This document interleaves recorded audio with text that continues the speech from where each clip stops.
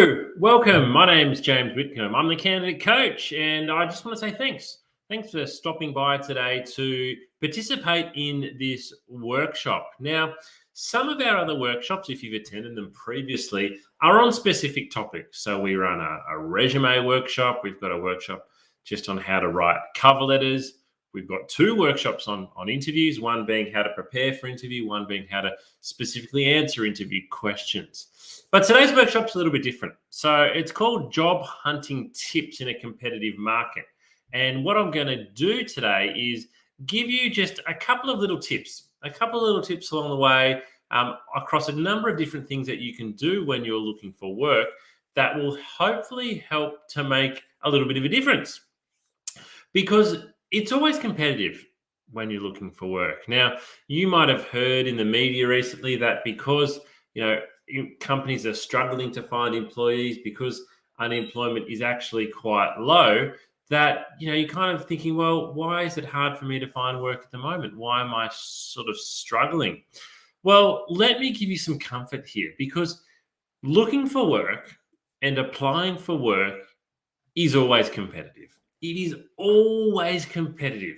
You still have to be the best candidate or the best prepared candidate to get the job. So it doesn't matter whether unemployment is 20% or 4%, it is still very competitive. The difference is you're just not as competing with as many people. But it's not like you're not competing with anybody. For some of the roles that we've recruited at Smart Recruitment, where I'm a director, previously we might have got 100 applications or 200 applications. Now we're getting 40 or 50 instead. So those numbers are lower, but hey, you still have to compete with 40 or 50 people. You've got a 1 in 40 chance of getting the job. So you need to do everything you can. You need to do every little thing you can to increase your chances and increase your advantages of getting the job. So let's get stuck into it. I'm going to share my screen with you. If I do look today like I'm glancing over to the right, that's because that's where my presentation screen is. So as I said, job hunting tips in a competitive market. Let's find out what we need to do to really stand out in a competitive marketplace. Before we get stuck into it though, just a couple of housekeeping things. If I do drop out for any reason today, please stay on the line and wait for me to rejoin. It doesn't happen very often, but it might. Ask lots of questions, particularly if you're on one of our partner sites. We've got the chat function there, or if you're watching via our YouTube, Facebook, LinkedIn, or Twitter stream, you can ask questions and we'll respond to them in live time. But also take lots of notes. So if something stands out to you today, remember how it stood out for you the first time that you heard it. Write it down, go away and put it into action. And as always, you can watch a copy of today's workshop. We're coming to you live. The workshop will be on our YouTube channel as soon as it's finished, and you can watch it again, or you can share it with family and friends who might be looking for work as well. A little bit about me, your presenter, James Whitcomb. So who am I? Well, as I mentioned before, I'm also a director at Smart Recruitment. So we're an award-winning recruitment agency, and I've been working in recruitment since 2005. Over that time, I've conducted over 3,000 interviews and over 600 group assessments, placing well over 1,000 people into work. So that's my background. That's why I'm coaching you and running this session today. And launched the Candidate Coach, the platform that we're meeting on today, in December 2019. Alrighty. 10 job hunting tips in a competitive market. I've actually thrown in an 11th one this morning. So it's actually going to be one more than you can see on the screen there. But we're going to go through 10 tips. So it's not a long workshop today. It's certainly not going to take us an hour to get through these. Some of them are quite quick, but hopefully amongst these 10 or 11 tips, there's one or two you haven't been doing. And if you can then go and do them, it's going to increase your chances of getting the job. All right. Tip number 1, find a connection and use your network. So let me ask you something. Think about the last couple of jobs that you've been applying for. Do you know anyone that works at the company where you are applying to?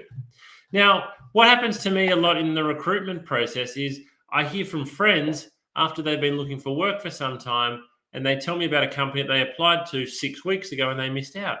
And I say, oh, I know some people in that company. Why didn't you tell me? I could have put in a good word for you. So my question to you is, do you know anybody at the company that you're applying to? Have you got any connections there? Have you got any family members or friends there? Maybe it's a second degree connection. Because if you know somebody at the company that you're applying to, you should use that to your advantage by getting in touch. Recruiters actually like receiving a resume through an unusual source. It's a bit more interesting. Yes, we can get lots of resumes through Seek, but if your resume comes through a colleague of the person recruiting, it's going to come, I guess, with some extra value added to it. So, tip number one, do you know anyone that works where you are applying? If not, reach out and connect to them. You've hopefully got a LinkedIn account. Our last workshop was actually on LinkedIn, and we talked about the importance of having a great LinkedIn profile, and we showed you how you can create a great LinkedIn profile. So if your LinkedIn profile is not great, go and get it ready, but then reach out. If you can connect with that person, do so, but do so in a way that makes you stand out.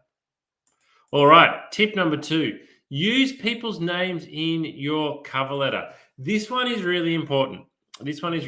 So now a lot of the time you're probably thinking, oh, James, there's no name. When I apply for a job, there's not a name on the advertisement.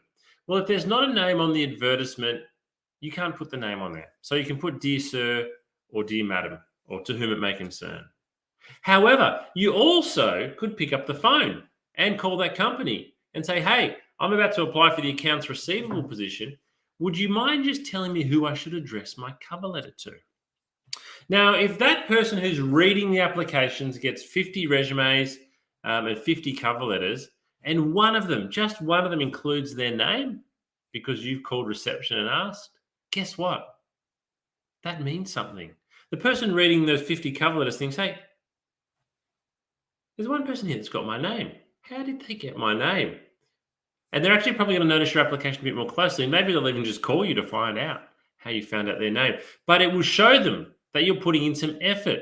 So use people's names. If they are on the advertisement, fantastic. You've got it easy. You've just got to put Dear James into the cover letter. But if you include the person's name in the cover letter and also throughout the interview process, people are more likely to remember what you said. Now, we actually love it. Human psychology is we like it when our name is used in a positive sense. In a positive sense, when it's a parent telling off a child using their names, come here, Benjamin, it's maybe not a positive connotation. But if someone writes a letter to me or a cover letter that says, Dear James, I'm much more impressed than if it says, Dear Sir or Madam. All right. You might need to take notes, though. So particularly if you're a student and you're going to job fairs or careers fair at the moment, and you are meeting people, you're going up to the booths, what I would always encourage you to do is to take a notepad along. And so if you go up to a booth for a company and you talk to them about their graduate program and it sounds really good, write down the names of the people that you're speaking to. You can then include those names in the cover letter when it comes time to applying for that organization, and it will make you stand out. Alrighty, tip number 3. Have an achievements-based resume.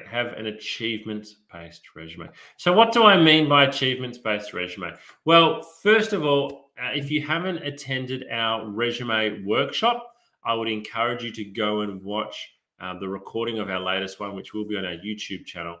And we talk about the importance, and I show you how to include achievements on your resume. But basically what I want your resume to be is a document that sells you, it promotes you. If you've worked in McDonald's for the last 2 years, that's fantastic. But guess what? I probably know what you did in that job. So what your achievements actually tell me is how well you did it.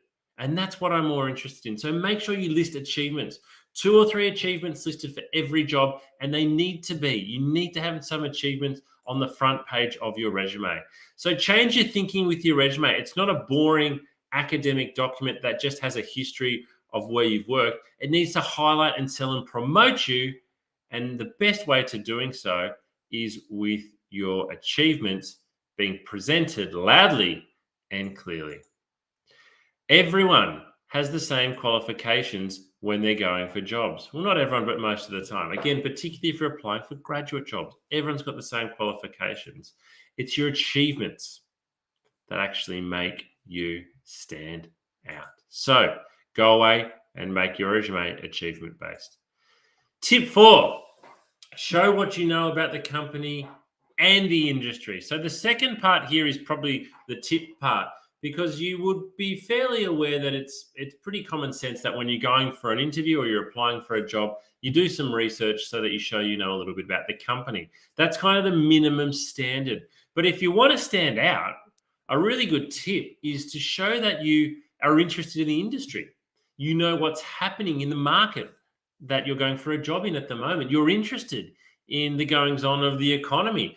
But if you can specifically bring that together in your interview and show that you understand the industry, you're passionate about the industry, you're up to date with your industry knowledge, that speaks volumes to the recruiter. So when I meet a candidate and they mention it, maybe they say, they mention I read in the industry news, or I read this article about, what's happening in the industry, or asks me a question around the industry trends, I think, yes, this candidate isn't just after a job. They like this industry. And if they like this industry, they're going to like working for our company. So tip number 4 is show what you know. Work it into your cover letter, work it into your interview. Show what you know about the company.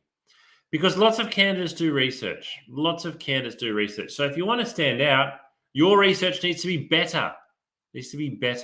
Than the other candidates. So where can we go? Well, company website, careers pages, they're the first two. They're the easy ones. Press releases, annual report, and other industry news sources are where you should really be going, in particular, if you want to stand out. Tip number 4. So let me share with you a really important example. And if you've attended any of my workshops previously, you'll know what I'm talking about here. I'm going to share with you a LinkedIn post from well-known recruiter Stefan Wheeler. Now, Stefan, sorry.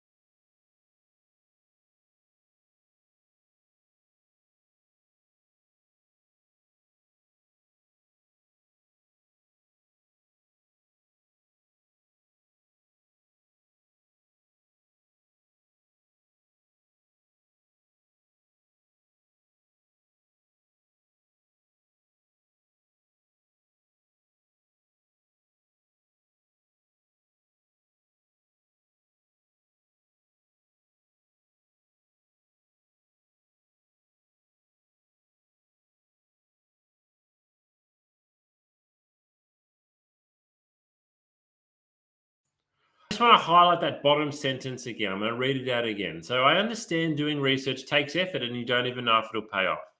However, that's exactly what other candidates do to get the job. And they're the ones you are competing with right from the beginning of your application. So if you don't want to do the research, that's fine. But you are competing against candidates who do a lot of research. Okay, tip number 5. What tests will you be taking? What assessments are you going to be asked to complete?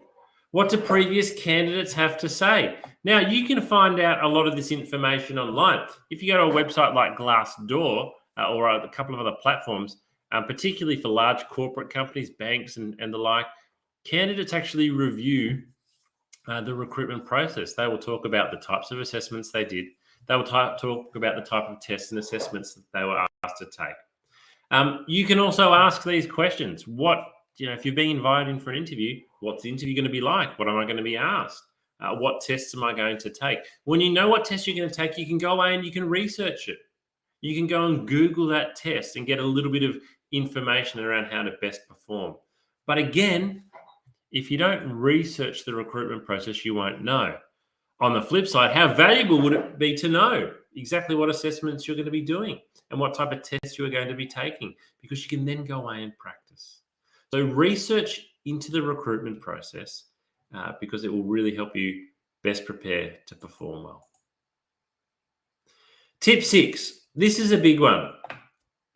It's a very obvious one, but it's potentially the most important one that I'll give today, which is practicing your interview technique is the only way it will get better.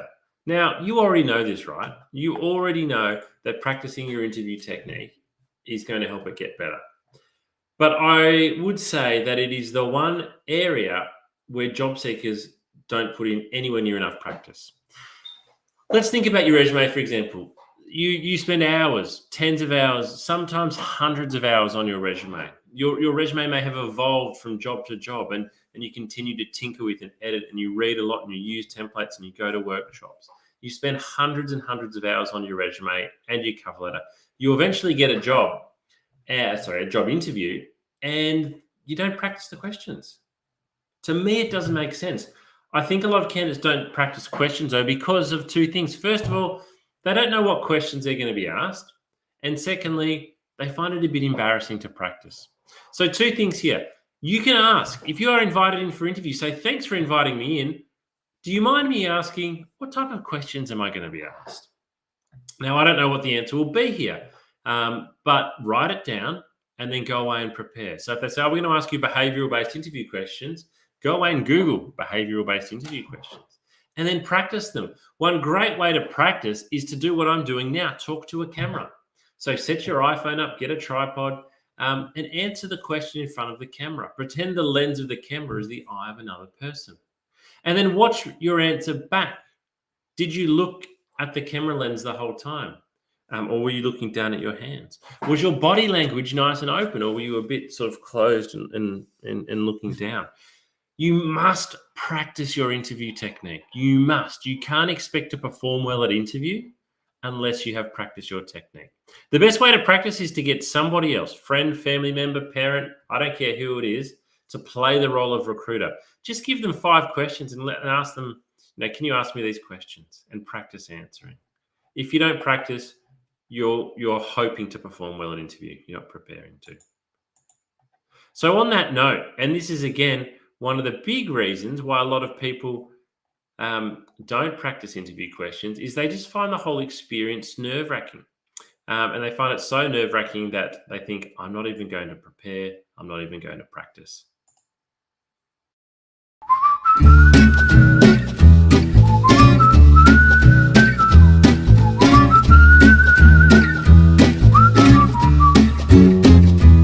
Thanks for joining us at The Candidate Coach, Dr. Barker. Tell us a bit about your background and the type of work you do. I am Dr. Sarah Barker. I'm a clinical psychologist. I've worked in workplace mental health with Black Dog Institute for the past 7 years.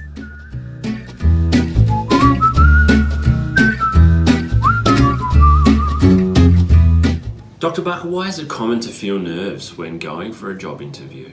We commonly feel nervous, and I would say most people feel nervous when going for a job interview because we feel a lot depends on it and that we're going to be evaluated as well. So nerves are a very, very common response. It's really important to remember that the person who's doing the recruiting also feels nervous as well, because they want to get the right person, and they're also aware that they're expecting people to come in feeling nervous as well. They know that that's a common human experience.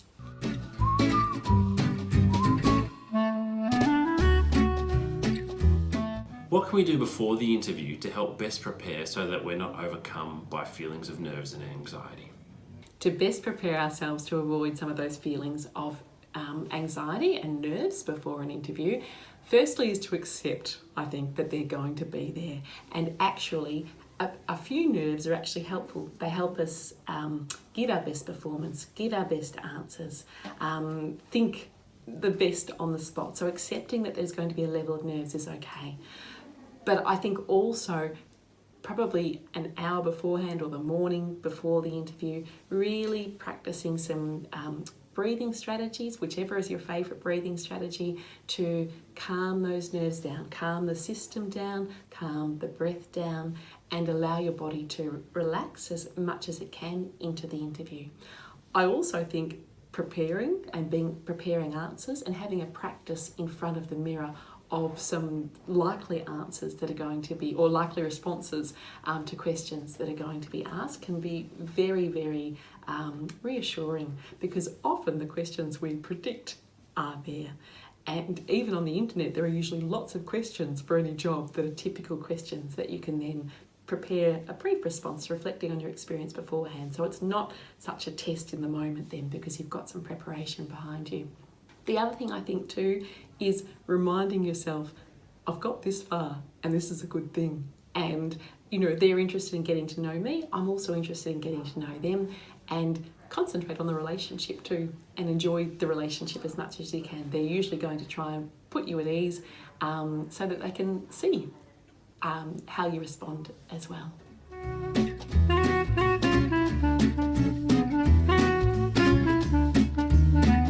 And what can we do during the interview if we feel a bout of nerves or anxiety coming on? It's very common for us to suddenly feel overwhelmed in the moment in an interview. If that happens, take some deep breaths. It's okay to buy some time. It's okay. And also, when we take deep breaths in an interview, it's only usually us that notice, okay? So taking some deep breaths can really be helpful. And even saying to the interviewer, could I just take a moment here just to pause and gather my thoughts? And then just breathe, okay? And then when you're ready, come back and say, I'm ready to continue on. And that's a fine way to manage nerves during an interview.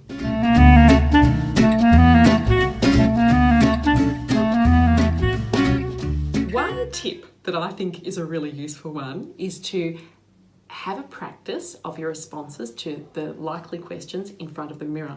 Something you might notice is that the questions you're feeling more confident about, you'll smile more, you'll be more relaxed, you'll, strut your stuff a little bit as you respond. You'll notice too, the questions you feel less confident about, you might stop smiling or your face might change. Those questions are the ones you need to practice a little bit more at, and remind yourself of your confidence with that, or prepare your answer so that you do feel more confident, because your face will actually tell you in the mirror, and that can be good preparation for the actual interview of knowing where to focus on in feeling more strong in your responses.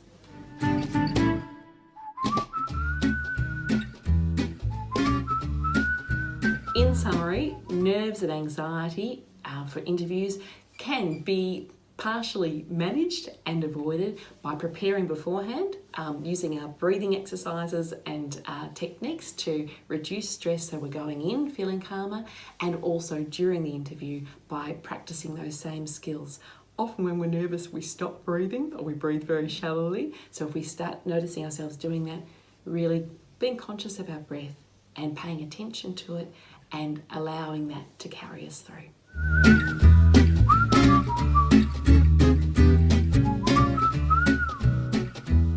Thanks for watching today, and we hope this has helped you best prepare for your next job interview. Good luck.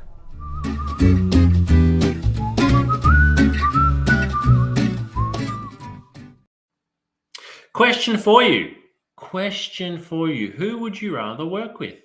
Somebody likable or somebody unlikable? Well, it's a silly question, it really isn't, because the answer is obvious. We want to choose the person on the left. We all want to work with somebody who is likable. So, tip number 8 for you is actually to be likable. To be likable. When you're going for a job interview, the person that's interviewing you is potentially thinking to themselves, do they want to work with you? This job might be sitting next to them. So they're thinking, do I want to sit next to this person for 8 hours a day, 5 days a week, 48 weeks of the year, the next 3 years? Do I actually want to do that? Is this person coming across as a type of person I want to be around? Now, it doesn't sound very technically appropriate for a job interview, does it, to be likable? But we are all humans. It's within our nature to feel like this. So you need to be likable simply because it will increase your chances of getting the job. Tip number 9. Tip number 9. Ask great questions. Ask great questions. I talked before about the importance of going away and doing some research into your industry and company. Use that research to ask questions, because at the end of every interview, the person's going to say to you, do you have any questions at all for me? Now, when I ask that to a candidate, do you have any questions at all for me? If they say, oh, no, you've answered everything that I wanted to know, I think that's really bad. That's really bad. You should have come prepared with a couple of questions. So what I recommend is to write down 6 questions, and you can take them written down. You wouldn't ask 6 questions, but you want 6 written down, because if you only take 3 and a couple of questions are answered, you'd be stuck with nothing. So prepare in advance some questions, but into those questions, work your research into them. So if you've gone away and researched the company and you've found some interesting information, base one of your questions around that information. You're using that question to show off a little bit, to show you've done some research, but it will make the recruiter think, wow, this person's really done their research. And that's a great question. I actually am really impressed when a candidate can ask me a question that I don't know the answer to, because they've done more research than me. Don't ask about the salary or the location. Don't ask those basic things. Use this as an opportunity to really stand out. Tip number 10. Positive, responsive communication. I cannot tell you how often it is difficult for me to reach a candidate. I will be calling candidates today who have applied for a job yesterday who won't answer their phone and won't call me back. Make sure you have an active voicemail. Make sure I can leave you a message if you can't answer. Make sure you call back as soon as you possibly can. Answer the phone positively, professionally, and expect that that phone call is going to be from a recruiter. Show interest in the person you're meeting beyond what's on just the careers page. So ask them about themselves. Why do you like working here? Tell me a little bit about your journey. It helps to build rapport and build a connection, and it makes you more likable. Ask for honest feedback. There's absolutely nothing wrong with actually saying at the end of the interview, do you mind sharing with me how I performed today? I'd really like this job, so I'd be keen to know. If the recruiter says, oh, look, I can't, I'm sorry, I'm not allowed to, that's fine. But they might actually answer the question and give you some great insight. Either way, what you're showing is that your performance at interview is important to you, and that's because you want the job. So have a thankful attitude when you're leaving. Thanks for speaking with me today. Whether it's on the phone, thanks for speaking with me today. Thanks for meeting with me today. Thanks for taking the time to look at my application. Polite, being positive, it actually can make a big difference. All right, in tip number 11, know how to perform well on video interview. So this one is super important at the moment. Super important because the majority of interviews are being done via video.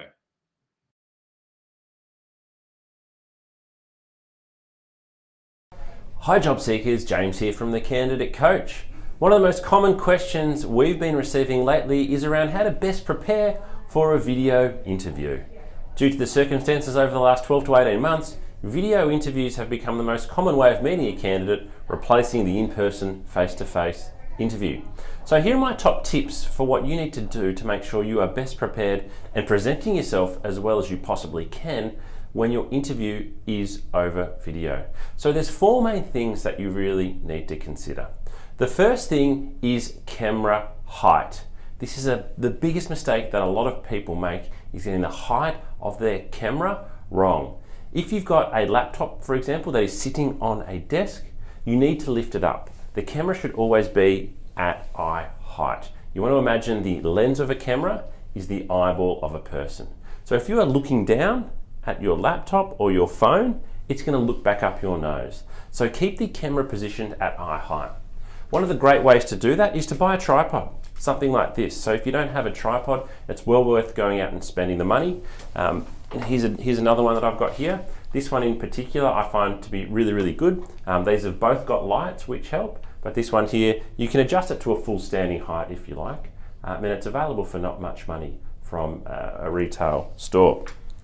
The second thing that is really important is the lighting. So having the light shining on your face. You don't want to have light shining from behind you because that creates a lot of glare. So have the light shining on your face, sit with a window facing you so that you are looking nice and clear on camera. The third thing is audio. You need to be in a nice quiet space so your voice comes across clearly, so that you don't have to yell, so that the sound is not distorted. If you are using a laptop, make sure you check about the sound direction. Some microphones only record from directly in front, and if you tilt your head sideways, the audio quality can go down quite significantly. And the fourth thing is, remember to show some personality with video interviewing. A lot of people speak to a camera in a different way that they speak to a person. So again, look at the lens of the camera and imagine you're speaking to a person. Smile, talk with your hands if that's what you do, but don't look around the room. If you're nervous, don't look down at your hands. Look at the camera and give an answer as if you were giving it to a person. This can be challenging, particularly if you are being asked to record answers and there's not actually a person that you are speaking to, but personality definitely comes through on video, so make sure you show yours. And with everything, practice. If you're not sure how you're going to present, or you think, I don't think this is going to work really well, set up your camera, hit record, and just speak to the camera. Talk, see how you look, and practice several times. This is going to be the new norm, or not the new norm, it is the norm for quite some time now, so it's really important that you understand how to best prepare for video interviewing. Good luck.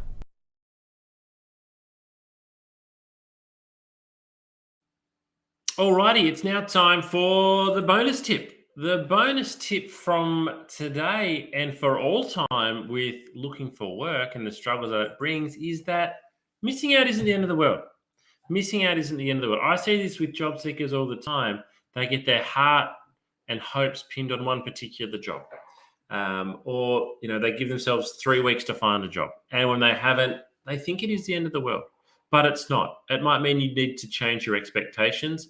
What I'd say is, if you're not getting close and you're not getting at least to that interview stage, you need to change something. You need to change something.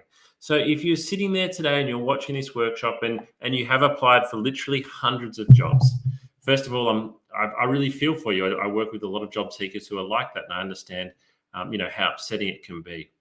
But what it means is if you don't change something, the result's not going to change. If you keep on sending out that same resume in the same format, in the same way, you are only going to continue getting rejected in the same way. So you've got to change something. Even if you change something and it doesn't work, continue to change things up. Changing your cover letter, changing your resume. Maybe it's calling up about a job. Maybe it's walking in with your resume to a retail place and dropping it off and showing how well presented you are. But if you are really struggling and you're not getting anywhere, and it's been quite a while now, I would really encourage you to change things up. Now, if you're still wanting more assistance, a reminder of all the resources that are available to you on our candidate coaching platform. Look at them all here. We've got video coaching. We're actually up to 14 episodes now. I need to change this slide. We've got resume and cover letter templates that you can download. Interview questions you can download. You can take practice online tests, real pre-employment tests, and get your results. We've got checklists and articles. We've got advice for executive job seekers. We've got mental health support, and we advertise all of our upcoming workshops, and all of this is for free. All of this is available to you for free. So check out your candidate coaching platform and make the most of it. All righty. Well, thank you for attending today. We would love your feedback. We've got one more video that we're going to show you, but just before we do, please throw that link in, surveymonkey.com/r/candidate coach. In this survey, which only takes literally 2 minutes, I really just want to ask what you thought of today's workshop. Did you get any value out of it? And then we also ask, what else would you like? In our future workshops, we run 2 workshops every week. That's 8 workshops every month. We want them to be relevant for you. So in that survey, we also ask, what would you like us to provide more coaching and workshopping on? And as always, please follow our LinkedIn page to keep updated. Alrighty, we'll finish today with this video, which looks at one really important topic when it comes to recruitment, and that is looking after your mental health. So thanks very much for joining us today. We'll keep the chat function open for another 10 minutes and be in there answering questions. Enjoy the rest of your day. Thanks for joining our workshop today. My name's James. I'm the candidate coach. Bye-bye for now.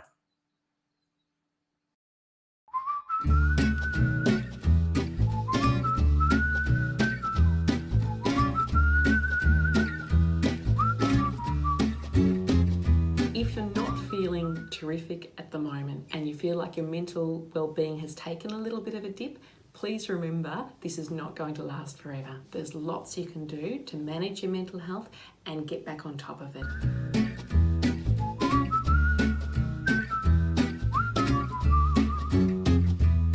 I am Dr. Sarah Barker. I'm a clinical psychologist. I've worked in workplace mental health with Black Dog Institute for the past 7 years.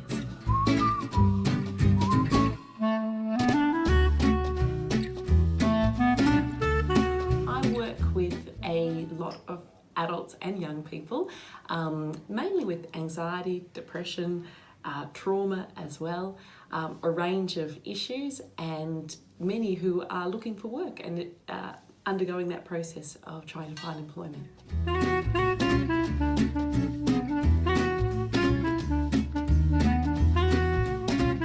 Looking for work causes mental strain because our identity is tied up with our work.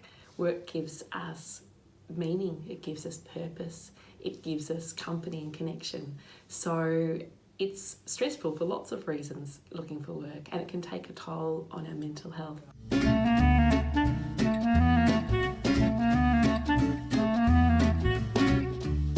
It's really important for us to be aware of the signs that our well-being and our mental health might be dropping. Probably the biggest sign is changes in behaviour. So that might be changes in the way we're thinking or talking to ourselves. We might be saying things like, who would employ me? I'll never get a job. We might be really down on ourselves and really hard and critical on ourselves when normally we're not so hard and critical. We might also, in our relationships, change our behaviour. We might be more snappy or more irritable with people that we love, that normally we might be a little bit irritable sometimes, but not irritable in that way. Losing interest in things that usually sparked us and ignited us and gave us joy. So perhaps usually we like walking the dog and suddenly we start thinking, I can't be bothered walking the dog today. That sort of thing, those changes in behaviour are really significant because they tell us that something's different, and if we're noticing, I suppose, more than one of those and it's affecting the way we feel, and this is over a period of say 2 weeks or longer, then it's a really good idea to have a chat to a GP that you trust, and find out what might be going on, have a discussion and see if there's any physical reasons for that, or if perhaps your mental health and well-being might be able to do with a little bit of extra support, and then the GP can refer you on to see a psychologist, a counsellor, whoever is most appropriate for you.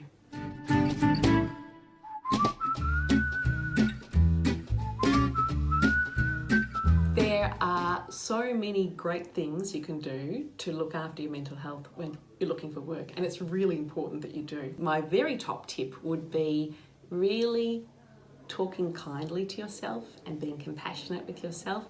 I think when we're looking for work, we can have a lot more questions like, will I ever get a job? Will I ever be employed? It can feel like this could go on forever. So being kind to ourselves and saying things like, it will work out. There will be a day, my efforts will be rewarded. It will just take time. I just need to keep trying. Reminding yourself of your strengths. And that might even be tapping into people you love and asking them what your strengths are, because sometimes it's harder to find them when our mood's a bit low and we're feeling more worried. We can be harder on ourselves. I think that routine is really, really important to our well-being. When we're looking for work, we mightn't have such a regular routine because there mightn't be a 9 to 5 start and finish time for a job, or there isn't.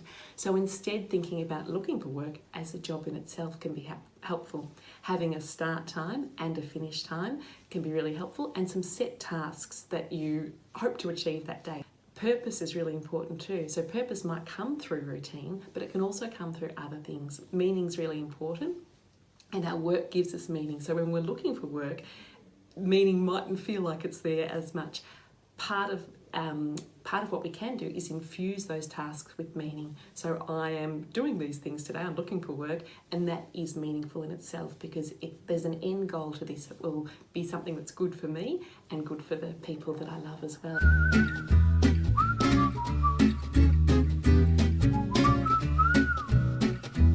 Some excellent resources for looking after well-being when looking for work are the Headgear app. The Headgear app is free, it's evidence-based, it's developed by Black Dog Institute, and it is fun to use.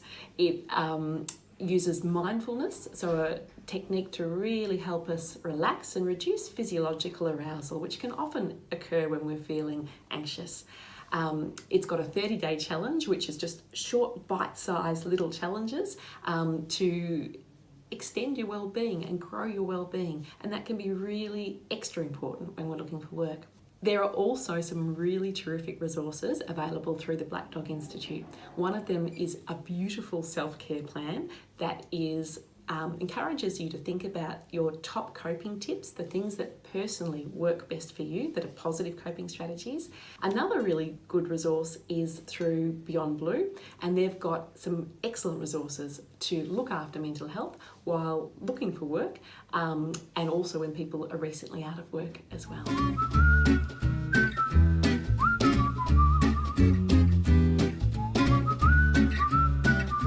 Probably time to seek professional assistance when you notice your mood is lower and you're feeling more down than usual, when you're worrying more and perhaps worrying excessively about things that you wouldn't normally worry about, and perhaps in your relationships too, when you're more tense with people and perhaps more snappy or irritable. All of these are signs that perhaps our mood is not in the greatest space, and our well-being is not in the greatest space, and that it can be a great idea then to chat to your GP, who can then refer you to an appropriate person to help you strengthen your well-being.